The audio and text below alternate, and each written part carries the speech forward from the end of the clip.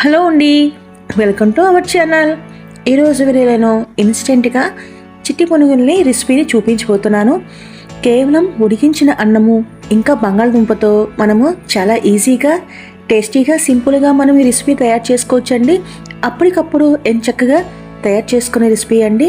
పిల్లల నుంచి పెద్దల వరకు కూడా ఎంచక్కగా ఇష్టపడే రెసిపీ కూడా. లేట్ ఎందుకు, ముందు వీడియోలోకి వెళ్ళిపోదామా?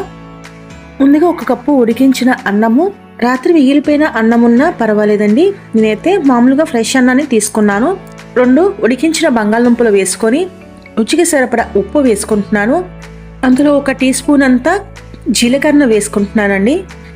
ఇప్పుడు మిక్సీ జార్లో స్మూత్గా పేస్ట్ చేసుకొని ఒక బౌల్లో వేసుకుంటున్నాను. ఇప్పుడు ఇందులోకి 1 టీ స్పూన్ అంతా రెడ్ చిల్లీ ఫ్లాక్స్ని వేసుకుంటున్నాను. 1 టీ స్పూన్ అంతా మిక్స్డ్ హెర్బ్స్ వేసుకొని కొంచెం కొత్తిమీర వేసుకొని ఇలా కలుపుకుంటున్నాను.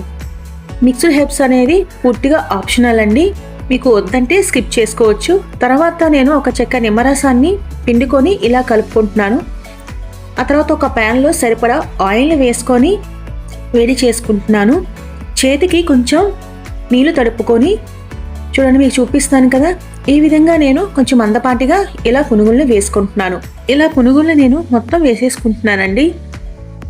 ఎప్పుడైనా మనకి ఈవినింగ్ పూట స్నాక్స్ కూడా చేసుకోవచ్చు. చాలా బాగుంటాయి కూడా, చాలా టేస్టీగా కూడా ఉంటాయండి. పునుగులు ఎప్పుడు ఒకేలా కాకుండా ఇలా ఉడికించిన అన్నంతో మనం బంగాళదుంపతో కలిపి వేసుకుంటే చాలా వెరైటీగా చాలా టేస్టీగా ఉంటాయి కూడా. అప్పటికప్పుడు మనము ఎంచక్కగా 5 నిమిషాల్లో ఇలా తయారు చేసుకునే రెసిపీ కాబట్టి ఈజీగా మనము ఎప్పుడు కావాలంటే అప్పుడు చక్కగా రెడీ చేసుకోవచ్చు. ఇప్పుడు పునుగులు మనకి వేగిపోయినాయి చూసారా, అటు ఇటు తిప్పుకుంటూ చక్కగా వేయించుకున్నాను. కలర్ చూసారా, గోల్డెన్ కలర్ వచ్చింది కదా. ఇప్పుడు నేను తీసి ఒక ప్లేట్లో సర్వ్ చేసేసుకుంటున్నాను. ఇప్పుడు నేను మీకు తీసి చూపిస్తాను చూడండి. చాలా క్రిస్పీగా చాలా టేస్టీగా ఉన్నాయండి. మీకు నచ్చిన చట్నీతో కానీ కచప్తో సర్వ్ చేసుకుంటే చాలా బాగుంటుంది ఫ్రెండ్స్.